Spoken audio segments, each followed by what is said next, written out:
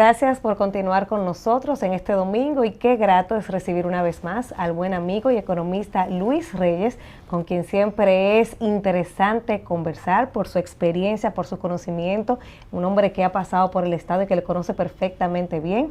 Es director de presupuesto y nos acompaña este domingo. Bienvenido, don Luis, gracias por acompañarnos. Muchas gracias. Un placer estar aquí contigo y con el público que sigue tu programa. Bueno, yo creo que usted vino en un momento oportuno, muchos temas de qué hablar, de la economía de la República Dominicana. Esta semana arrancamos con anuncio de un nuevo ministro de Hacienda y yo quiero que empecemos por ahí, que usted me dé su valoración de este cambio, la salida de Jochi Vicente, exministro de Hacienda, el nombramiento de Magín Díaz, quien dirigió una institución del Estado en el momento en que usted también estaba al frente de otra institución del Estado, o sea que lo conoce muy bien. Entonces me gustaría saber su parecer, el impacto de esta decisión quizás a lo político y a la economía dominicana, que es ahora mismo lo que más preocupa y lo que más importa con este cambio. La economía dominicana y gran parte del mundo occidental enfrenta actualmente una situación de mucha incertidumbre. Las medidas proteccionistas adoptadas por el gobierno de Estados Unidos han provocado un roto con lo que ha sido el paradigma predominante durante los últimos 40 o 50 años en las relaciones de comercio internacional, y eso ha afectado las proyecciones de crecimiento de la economía del mundo, de los Estados Unidos, y como nosotros tenemos un vínculo tan estrecho con la economía de los Estados Unidos, entonces también está afectando a la República Dominicana. La República Dominicana tiene un entorno internacional que le es muy desfavorable en este momento. En ese escenario, la economía dominicana ha venido desacelerándose. Al mes de mayo tiene un crecimiento acumulado de 2.6% respecto al 4.75% que se estimó originalmente en el presupuesto. Las proyecciones más recientes que hizo el Ministerio de Economía, Planificación y Desarrollo sitúan el crecimiento de la República Dominicana en este año en 3.5% versus el 4.75% que originalmente había proyectado. La gente le parece poco, 1.25 puntos porcentuales, pero para que tenga una idea, esto supone que el gobierno podría dejar de percibir más de 100.000 millones de pesos como resultado de la desaceleración de la economía dominicana. Eso ha provocado mucha presión al interior del gobierno. ¿Por qué? Porque al desacelerarse la economía dominicana y el Banco Central reacciona, hace aproximadamente un mes puso a disposición del sector financiero un monto importante de recursos, 64.000 millones nuevo, más 17.000 millones que ya estaban en el sistema, pero cuando uno ve los resultados, eso tarda meses en verse primero. El efecto de eso no es un efecto inmediato. El efecto total incluso de esa medida se va a ver en el primer trimestre del próximo año. Normalmente la medida de política monetaria, su impacto total dura entre 9 y 12 meses. Entonces, cuando uno ve las tasas de interés, que ayudaría, si bajan las tasas de interés, pues puede aumentar el consumo, puede aumentar la inversión y puede ayudar a recuperar la economía. Pero cuando uno ve las tasas de interés, por ejemplo, interbancaria, y uno ve tasas entre 12 y 13%, imagínense a cuánto se estarán colocando entonces las tasas al consumidor final, 18, 20%, y eso realmente ha afectado el consumo y la inversión. En un escenario entonces, cuando tuve la parte fiscal primero estructuró un presupuesto en el marco de la Ley de Sostenibilidad Fiscal, y la Ley de Sostenibilidad Fiscal establece una camisa de fuerza para tú aumentar el gasto, y en este momento cuando las economías se desaceleran, tú necesitas que el gobierno pueda compensar la caída del consumo y la inversión privada, y necesita que el Banco Central baje las tasas de interés para que la gente también pueda consumir y obviamente los sectores productivos puedan invertir, porque no tenemos en este momento condiciones favorables para que la economía de los Estados Unidos, el entorno internacional, nos ayude en términos de crecimiento, contribuyan al crecimiento de la República Dominicana. Tenemos que depender de nuestras políticas internas, y esas políticas internas, en el caso de la política fiscal, decía, fue una política que el nivel de gasto que se estableció en el presupuesto fue más bajo que el año pasado, pero entonces la ley de sostenibilidad fiscal establece dos condiciones para tú poder aumentar el gasto. La primera de ellas es que tú tienes que tener una situación que la economía crezca menos del 1%, y obviamente esa condición no se ha cumplido. Y la otra es que hay una condición de desastre natural, y tampoco esa condición se ha cumplido. ¿Qué significa eso entonces? Que tenemos una camisa de fuerza desde el punto de vista de la política fiscal que no puede expandir el gasto en una situación que la economía se está desacelerando, y por otro lado tenemos una política monetaria que hace lo que puede. Entonces parecería como si la economía va digamos, en caída libre. Entonces, en caída libre. En atención a ese escenario, se da este cambio. ¿Usted cree que ese cambio de ministro de Hacienda obedece a esa realidad que usted acaba de describir de la economía del mundo y de la República Dominicana? Te completo con la primera pregunta que me hiciste. Sí. El cambio de Magín, yo creo que es un cambio positivo, no solamente porque Magín es un buen profesional, sino porque Magín tiene una buena imagen. Magín fue director de crédito público y mantiene unas excelentes relaciones con lo que son los fondos de inversiones que compran títulos de deuda pública de la República Dominicana, y eso siempre es importante. Además, la percepción que se tiene de Magín como técnico es que Magín es un técnico ortodoxo, en el sentido de que no es un individuo que va a hacer ninguna locura, ningún desastre en términos de gasto. Es una persona que se va a preocupar permanentemente por la estabilidad, y eso obviamente siempre contribuye a un gobierno que sobre todo lucía ya muy desgastado antes de la medida. Es como si fuera una bocanada de aire fresco para el gobierno en una situación donde realmente las personas que hemos tenido experiencia de Estado sabemos que es una situación, si no desesperante, que genera mucha angustia, digamos así, que genera mucha angustia, mucha ansiedad a los funcionarios del gobierno. Don Luis, pero siendo pragmáticos, realistas, aterrizados, Magín tiene 3 años, o sea, va a tener 3 años en el cargo. Estamos ya a mitad del 2025. O sea, ya él está con un presupuesto, con una planificación, porque hay que decir que él va a ser ahora ministro de Hacienda y ministro de Economía y Planificación, porque el gobierno empezó una unificación de esos 2 ministerios. Entonces, él va a empezar a trabajar con una planificación y un presupuesto ya en ejecución. Entonces, para el 2026, que es el año que él va a tener completo, un año, el 27 es un año electoral, ¿usted cree que él va a tener tiempo suficiente para poder trabajar en favor de que mejore la economía, de implementar políticas públicas que ayuden al crecimiento de la economía, siendo realistas y tomando en cuenta el tiempo que va a tener para poder desempeñar la función, que si uno se pone a analizar, es básicamente un año? Si hay una cosa que tiene Magín, es que Magín tiene mucha experiencia de Estado. Magín tiene más de 20 años, y yo conocí a Magín a finales de los años 90, cuando terminó sus estudios en Chile, y después de eso Magín, excepto los últimos 5 años, se lo pasó en el Estado. Y él sabe que el año 2027, después de junio, es un año electoral. O sea, Magín sabe que lo que él vaya a hacer, tiene que ejecutarlo desde finales de este año al año, mediado del año 2026, digamos año y medio, poco menos de 2 años. Y creo que él va a establecer metas realistas en el sentido de qué se puede hacer. ¿Qué yo puedo hacer? Porque esa es la pregunta que él debe estarse haciendo en este momento. Él va a identificar una serie de problemas, de dificultades que hay, sobre todo en el gasto. Me imagino que va a tratar de tomar medidas sobre eso. Habrá que ver hasta dónde la autoridad política y la correlación de fuerzas que se dan al interior de los gobiernos permiten que se controlen esos gastos, pero hay cosas que uno sabe, uno dice, bueno, el sector eléctrico, que es uno de los problemas fundamentales que tiene el gobierno, ¿lo va a corregir Magín? Imposible, porque resolver ese problema, eso va a tomar años. Los problemas que tenemos, por ejemplo, de inversión pública, que Magín podría aportar los recursos y hacer el esfuerzo y recortar quizá gasto y asignarlo, pero ahí hay un problema que va más allá de eso.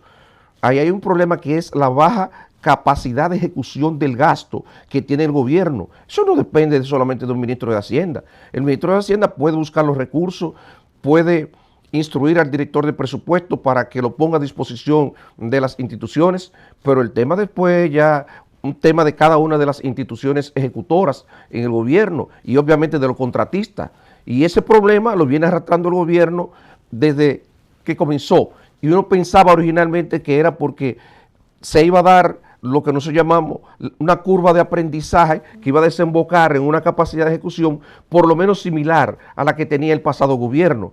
Y cuando uno revisa los últimos datos disponibles y ve la inversión pública, por ejemplo, la ejecución cortada el 30 de junio, ya la mitad del año, y tú dices, bueno, de los proyectos nuevos, solamente se había ejecutado el 22% del gasto asignado, el 22% a mitad de año. Entonces tú dices, tenemos problemas, tenemos dificultad, y en sentido general, el gasto de inversión muy por debajo de lo esperado después de transcurrido 6 meses de ejecución del presupuesto. Y eso es un problema del Ministerio de Hacienda. O sea, el Ministerio de Hacienda, desde mi punto de vista, puede contribuir de una manera muy marginal a mejorar eso. Es un problema ya que tiene que ver con la eficiencia de ejecución de cada una de las instituciones responsables. El año pasado, cuando el gobierno presentó la propuesta de reforma fiscal, decía Magín que el presidente era valiente y ahí mismo valoraba la necesidad de hacer una reforma fiscal en la República Dominicana. ¿Usted cree que estamos a las puertas de que se presente una nueva reforma en atención a ese escenario complicado que tenemos, que uno de los planes, porque mucha gente dice, bueno, lo llevaron para hacer una reforma, para que sea él que haga esa reforma que necesita, porque todos estábamos de acuerdo en que el país la necesitaba. Ahora, no nos pusimos de acuerdo en de dónde iban a salir los recursos, porque se estaba cargando a una clase que ya no aguantaba más. Así es. Y ayer precisamente en un programa que participé, me hicieron la misma pregunta. Y yo creo que sí, que Magín ha sido designado, yo no sé si con la condición de que tenga que diseñar una reforma fiscal, pero por lo menos seguro que yo estoy convencido de que por lo menos con la condición de que explore la posibilidad de relanzar una reforma, porque el diseño, la aprobación de una reforma no es solamente tú diseñarla, tú tienes que calibrar las fuerzas sociales y ver el nivel de apoyo que tú tienes y ver después si el gobierno está en condiciones de pagar el costo político que supone una reforma. Recuérdate que vamos a aplicar una reforma en un escenario, yo me gasté el tiempo en la parte introductoria hablando del entorno internacional de la desaceleración de la economía dominicana por lo siguiente, porque si tú me haces la pregunta, yo te voy a decir, tomemos en consideración que una reforma que se aplicaría, digamos, podemos suponer en el año 2026, entonces sería en una situación donde la economía dominicana está creciendo muy poco y el costo es mucho más alto. Si tú, no es lo mismo tú aplicar una reforma fiscal cuando hay una fase ascendente de la economía, todavía estamos en una fase ascendente, pero digamos se va desacelerando. Y el impacto de una reforma fiscal entonces, sobre todo a corto plazo, la reforma fiscal en sentido general, no necesariamente tiene que ser así, pero en sentido general, una reforma fiscal normalmente lo que hace es que desacelera la economía. Si la economía está en una fase baja y tú coges y apruebas una reforma fiscal, entonces tú podrías tumbar el crecimiento totalmente, incluso generar una contracción aunque sea a corto plazo. Y eso obviamente trae un costo político importante, porque imagínate que tú hagas eso en el primer semestre del año y tú vas a comenzar a recuperarte a partir del tercer trimestre del año 2026 y tú vas a llegar a mediados del año 2027 en unas condiciones, digamos que favorables, pero ya en medio del ciclo político, del ciclo político electoral. Entonces, como tú ves, el tema no es tan fácil de cómo uno logra reconciliar los tiempos y los problemas propios de una reforma fiscal. Hay otros que planteaban en ese mismo momento de la reforma de que no necesitaban una reforma porque hay mucho dinero, hay muchas exenciones que podían eliminarse. ¿Usted cree que pudiéramos también tomar ese camino?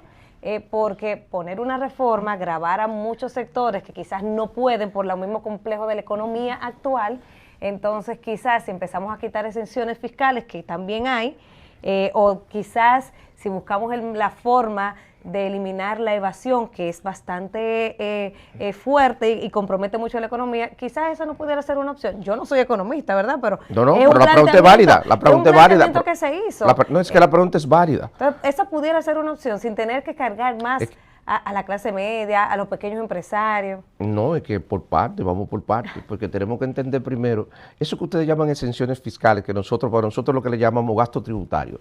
Gasto tributario es el nombre técnico de eso. Son todo el conjunto de exenciones que otorga el gobierno por una razón o por otra.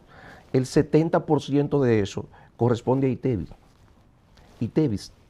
Entonces eso quiere decir que si tú eliminas eso, tú vas a golpear a los sectores, sobre todo menores ingresos, a la clase media, porque ¿qué es lo que está exento? Lo que está exento son los servicios educativos, los servicios médicos, los medicamentos, los alimentos sobre todo, y estamos hablando del transporte, y entonces si tú elimines esas exenciones a eso tendrá un impacto primero inflacionario importante y es muy complicado. Es para que tú entiendas lo complejo del diseño. La otra parte del 30% de esos gastos tributarios, una parte corresponde a exenciones de las empresas de zona franca y otra parte al turismo.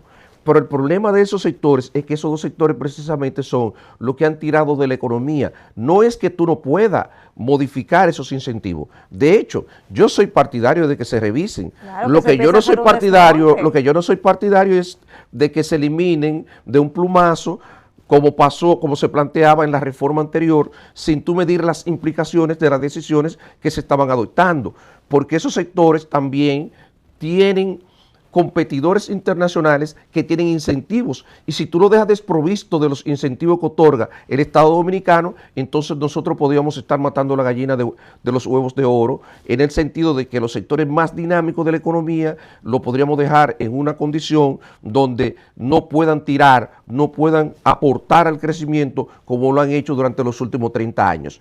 Y hasta ahora no se han aportado los estudios técnicos. Recuerda, incluso yo la última vez que hice un programa contigo, creo que yo refería en ese y en otros programas que participaba, yo demandaba al gobierno que presentara los estudios técnicos que había hecho sobre la reforma. Sí. Que presentara los estudios técnicos para nosotros tener la oportunidad de evaluarla y a partir de eso no fijar posición, porque tal vez se justifique en algunos casos eliminar todos los incentivos, pero tú tienes que tener la evaluación de impacto. Claro. Si tú no tienes la evaluación de impacto, entonces es difícil que uno pueda tomar decisión. Como observa, y el público que nos sigue, como tú podrás observar, es difícil, es complejo el tema de tú eliminar las exenciones. Okay. El otro es el tema de la evasión. Ahí va, la evasión, ok. No podemos eliminar las exenciones de golpe o no todas. La evasión, que es muy alta y representa mucho dinero. Quizás no eliminarla por completo, pero reducirla. Sí. La evasión, y debe ser uno de los propósitos. Mira, si hay algo que le pueda dar legitimidad a cualquier reforma tributaria que se diseñe, es que ataque el tema de la evasión. O sea, todos sabemos que aquí hay una gran evasión, sobre todo en dos componentes. En el ITEVIS, eso está medido por ahí, y obviamente cuando tú eludes el ITEVIS, tú eludes en la declaración una parte de las ventas, y entonces tú no vas a tributar el impuesto sobre la renta de esa proporción de las ventas que tú lograste eludir porque evadiste la declaración de ITEVIS. Entonces eso tiene un impacto doble, tremendo, pero el tema de la evasión tiene la desventaja para un gobierno que sí lo podría y debe asumirlo en cualquier coyuntura, tiene la desventaja de que las recaudaciones por concepto de mejora en ese aspecto son muy lentas. Y obviamente tú entenderás que para un gobierno que pretende dejar un legado, entonces no es que no lo utilice. Yo creo que si hay reforma, seguro que algún componente de eso habrá. Ahora, no creo que eso permita una recaudación en los montos que demandaría o por lo menos que aspiraría el gobierno a corto plazo. Puede ser una aspiración que al término de 2 o 3 años sí lo rinda, al término de 3 o 4 años, pero incluso eso está medido lo que pueden aportar por eficiencia administrativa y eliminación de evasión. Hay un concepto que se parece a evasión que no es lo mismo, que es el tema de la elusión. La elusión es aquellos tributos que se dejan de pagar, se dejan de cumplir porque las leyes siempre tienen algún requisito, algún espacio, que es lo que aprovechan las grandes empresas normalmente porque tienen grandes asesores muy competentes, y entonces ellos pueden aprovecharse de esas debilidades que tiene la ley.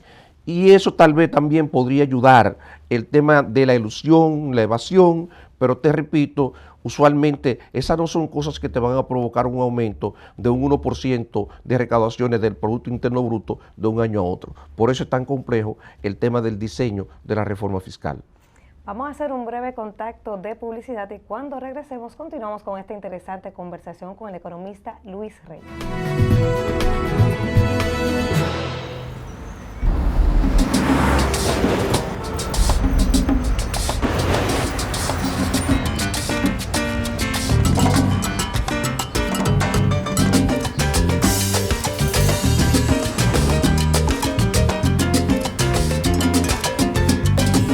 Si hay algo que sabemos en RD, es fajarnos en equipo. En cada inning de la vida, jugamos por nuestra gente. Sin importar la distancia ni el tiempo, el cariño siempre se siente. Porque donde hay un dominicano, hay alguien brillando por lo suyo. Con Remesas Banreservas recibes dinero fácil y seguro. Dile a los tuyos que te envíen a través de nuestros remesadores aliados o usando nuestra app Remesas Reservas con cargo a su cuenta o tarjeta. Banreservas, el banco de todos los dominicanos. Somos señores en Catanga, en Los Minas, donde nadie llega y Nefi llega.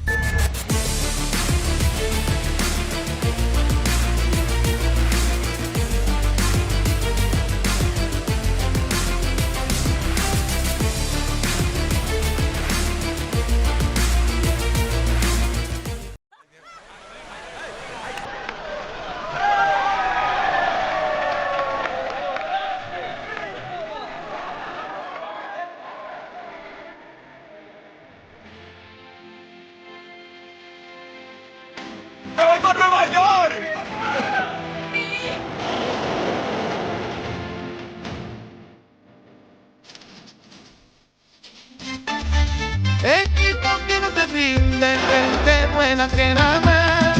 Y que me tiene vida bella tierna.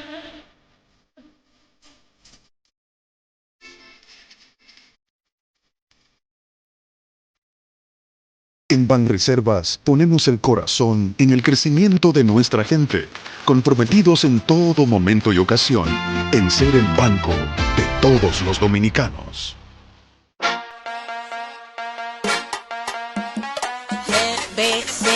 GBC cumple tus sueños, GBC cumple tus sueños, GBC cumple tus sueños. En un Kia me monté, en la farmacia GBC participé y me lo gané. Por cada compra de 1,000 pesos o más, incluyendo productos de las marcas patrocinadoras, estarás participando para ganar uno de los 5 Kia Picanto LX 2025. GBC, cumple tus sueños.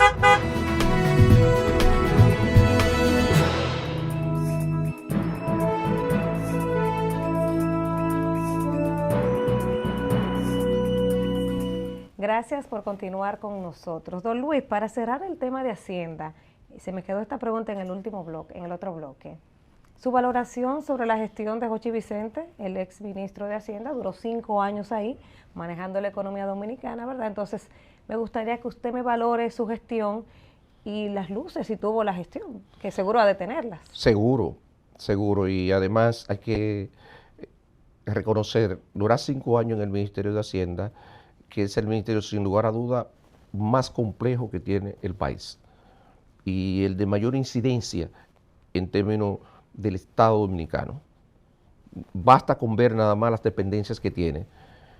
Y yo creo que toda persona que le sirva de una función pública durante 5 años, una función pública como esa del ministro de Hacienda, merece la consideración de nosotros. Hochi, hay que decirlo, mantuvo o contribuyó junto con el Banco Central a mantener la estabilidad macroeconómica. Eso hay que reconocérselo. Los resultados de las cuentas fiscales en sentido general fueron aceptables. Obviamente, durante su periodo hubo un proceso de endeudamiento público muy elevado y yo creo que eso va a pesar en su legado. Y también creo que él será recordado porque fue el principal promotor de la ley de sostenibilidad fiscal. Desde mi punto de vista, lo he dicho otras veces, yo fui de los que levanté la mano porque entendía que la aprobación de esa ley iba en la dirección correcta. Sin embargo, esa ley, antes de aprobarla, debió de ser posterior a la aprobación de una reforma fiscal que dotara al gobierno de los recursos necesarios, porque si después nos veíamos en una situación como esta, como la que estamos enfrentando, y la ley nos ataba de mano para que el gobierno pudiera cumplir un rol de expandir el gasto y apoyar el crecimiento, entonces la ley se iba a convertir en una retranca en lugar de una ayuda. Eso tiene, como digo, elementos positivos porque él fue el principal promotor de esa ley, pero también como no se aprobó la reforma, entonces la valoración que tenemos será una valoración mixta, porque si bien iba en la dirección correcta, posteriormente mostró que se ha convertido, la evidencia ha mostrado que se ha convertido en una retranca para manejar los problemas propios de la economía en la coyuntura. Ahora, con el cambio de ministro de Hacienda, uno entiende que se va a fusionar Economía y Planificación y Hacienda. ¿Usted cree, cómo usted ve esta fusión que se anunció? ¿Qué tan factible es para la economía, para el país? ¿No será mucho trabajo para un ministro de Hacienda tener que llevar ahora 2 carteras? Porque Economía y Planificación es el que planifica las políticas públicas de un país. Entonces, Hacienda la recaudación, pero ahora también tiene que planificar las políticas públicas. ¿Qué tan complejo será ese trabajo y qué tan beneficioso será para el país? Yo voy a hablar con el corazón aquí. Y yo conozco bien, yo trabajé en el Ministerio de Economía, Planificación y Desarrollo durante 8 años. Trabajé 8 años en el Ministerio de Hacienda y trabajé un poco más. En el Ministerio incluso de Economía, Planificación y Desarrollo trabajé como 9 años. Fui asesor ahí durante todo ese proceso de desarrollo, viví todo el crecimiento de ese ministerio y obviamente yo siento apego por lo que se creó y por la visión a partir de la cual se creó ese ministerio. Miren, los desafíos que enfrenta actualmente el ministro, la economía del país y obviamente el ministro de Hacienda son tan demandantes que Magín también, por cierto, tuvo experiencia en el Ministerio de Economía, Planificación y Desarrollo. Magín conoce el surgimiento del Ministerio de Economía, Planificación y Desarrollo y las personas que están ahí hay 2 viceministros. 2 viceministros que las personas lo conocen poco, pero son 2 jóvenes que tienen una gran trayectoria, tienen más de 20 años en el sector público. Uno de ellos está a cargo del Ministerio de Economía, Planificación y Desarrollo después de la renuncia de Pavel Issa. Esos 2 viceministros son conocidos de Magín, son 2 personas que a la par con su desempeño en el sector público son académicos. Y yo creo que lo que va a ocurrir ahí es que Magín no va a tocar eso por ahora, va a dejar que esas personas sigan a cargo de eso, porque es lo que parece prudente. ¿Para qué tú te vas a meter en una reforma compleja increíble. Pero no fue él, o no es él, porque fue una disposición del presidente. Y ese ministerio está acéfalo desde diciembre. No, porque ya no, porque por lo que queda, porque ya ese ministerio no existe, recuerda que se acaba de aprobar la ley, lo que queda es la fusión. Exacto. ¿Y la fusión en qué consiste la fusión? Que tú tienes que redefinir la estructura organizacional de el Ministerio de Hacienda para insertarle 2 nuevos ministerios que se crean ahí en esa ley. Y a partir de eso, tú tendrías que pensar en toda la redistribución del espacio físico y cómo se van a dar las interacciones entre el resto, entre el área que quedó, entre lo que quedó el Ministerio de Economía y el área del Ministerio de Hacienda. Pero eso no es tan difícil, porque ya previamente había una interacción que se daba, por ejemplo, la parte de inversión pública que se quedó en el Ministerio de Economía, Planificación y Desarrollo, tiene una interacción con la Dirección de Presupuesto y con la Dirección de Crédito Público, y eso va a seguir así, porque eso no cambió. Entonces, yo no creo que eso se va a tocar. Y lo otro es la parte de la planificación, donde el marco macroeconómico, por ejemplo, que participa también el Banco Central, pues yo creo que habrán algunos arreglos, pero esas cosas se irán viendo en el camino. Yo no creo que esa sea la prioridad, honestamente. ¿Tú crees que con una economía desacelerándose, cayéndose las recaudaciones, con un problema de presiones de gasto que tú tienes, con retraso en la inversión pública, con un entorno internacional que tú no sabes a dónde va, con cambios importantes, tú no sabes tampoco la permanencia de esos cambios, tú no sabes si va a haber un rebrote de la inflación a nivel internacional que haga que se mantengan las tasas de interés o incluso que suban, o que incluso que la economía de los Estados Unidos entre en una situación de contracción? En un escenario como ese, uno va a estar pensando, ningún ministro, oye, esto es sensato, una persona que tenga conocimiento de que yo voy a integrar esto y lo voy a hacer de esta manera y eso.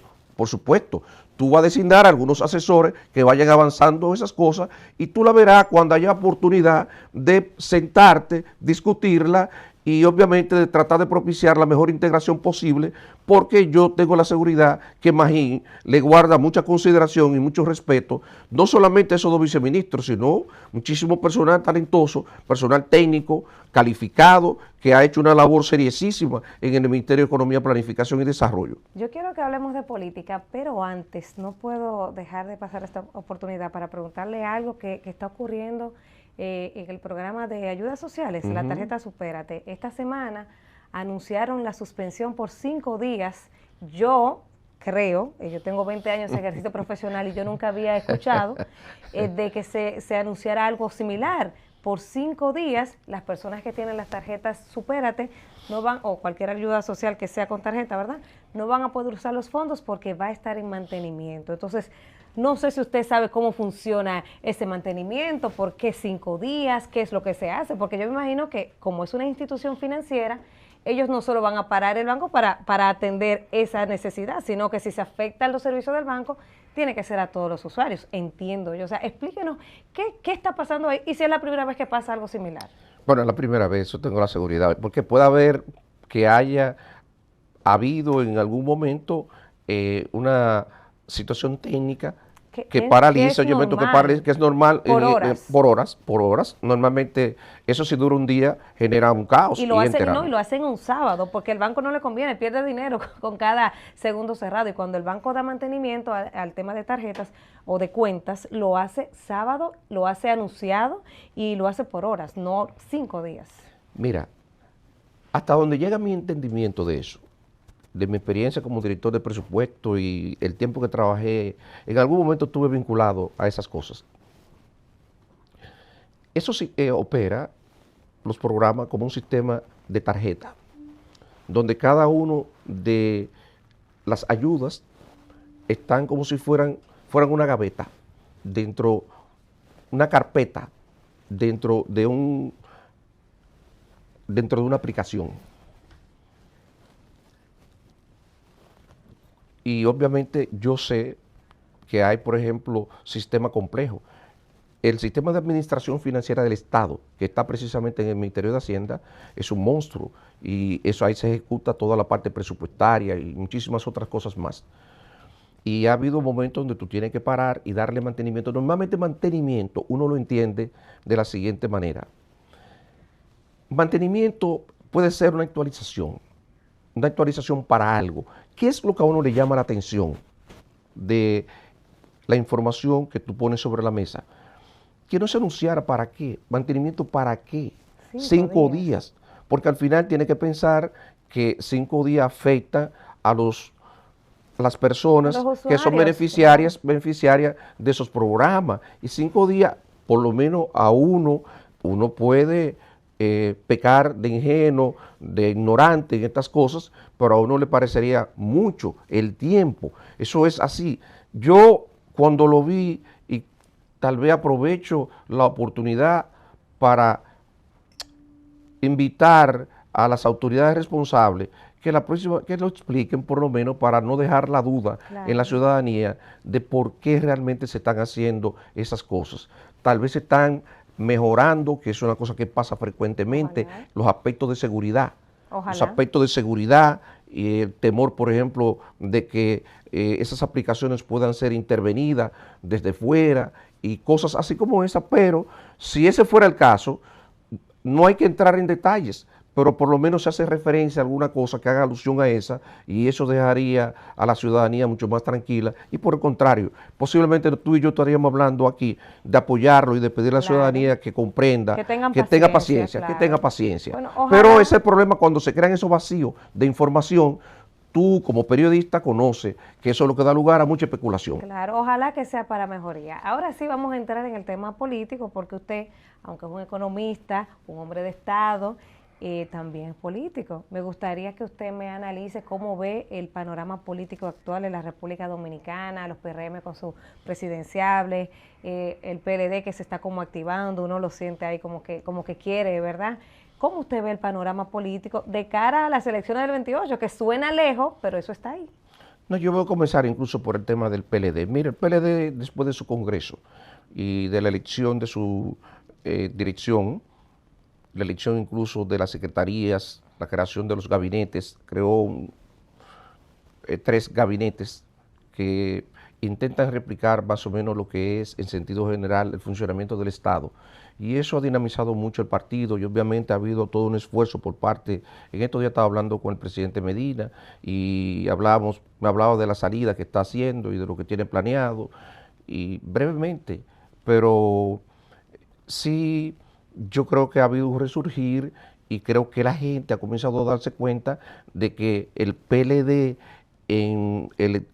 durante el periodo de tiempo que tuvo a cargo del gobierno fue un partido que fue mucho más eficiente de lo que es la administración de hoy día. Creo que eso no se discute, los resultados están ahí. Claro. Cuando la gente me pregunta, yo le digo, sencillo, nada más que contraponer o yo meto es lo que se dice con la evidencia. Gobierno mediático, todos sabemos lo que es el presupuesto del gobierno, todos incluso leemos los memes que salen en las redes de las obras que el gobierno inicia, reinicia y reinicia hasta 4 veces y uno no ve los resultados, unas obras que duran 4 o 5 años, uno no le ve avance, obras que heredó de la administración del gobierno de Danilo Medina y todavía no logran concluirse y uno dice, pero Dios, y más grave aún, obras incluso que se han entregado como terminadas y a uno le parecería que están como a media y así sucesivamente. Yo creo que la población comienza a revalorizar de nuevo lo que fue la gestión del Partido de la Liberación Dominicana desde el punto de vista de la gestión de gobierno. Sí, hay quienes dicen que no hay un triunfo de la oposición si no se unen, es decir, no lograrán sacar al PRM del poder si PLD y Fuerza del Pueblo no se unifican. ¿Qué usted cree de eso? ¿Usted cree que existe la posibilidad de que al final la familia bochista se vuelva a unir o van a hacerlo cada quien por su lado? Mira, yo honestamente sobre eso, yo tengo mi visión, pero yo no sé si eso necesariamente tiene que darse así. Yo creo que si la oposición permite la continuidad del gobierno, la población le va a cobrar a la oposición de una manera severa una acción como esa.